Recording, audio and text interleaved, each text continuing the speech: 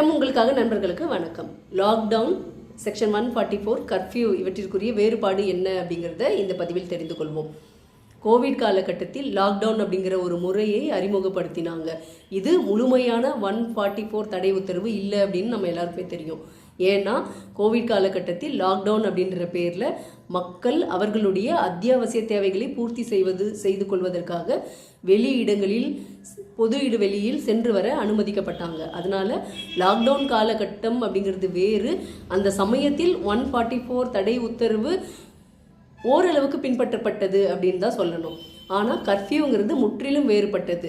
பொது இடங்களில் அத்தியாவசிய தேவைக்காக மட்டும் இல்லை, வேறு எந்த காரணத்துக்காகவும், மருத்துவ தேவையை, அவசர எமர்ஜென்சி சுச்சுவேஷனை தவிர மற்றபடி எந்த காரணத்திற்காகவும் கர்ஃப்யூ போட்டுட்டாங்கன்னா வெளியில் பொதுமக்கள் வெளியே வரவே கூடாது அப்படிங்கிறது தான் கர்ஃப்யூவின் நிபந்தனை. கர்ஃப்யூ நிறைய நாளெல்லாம்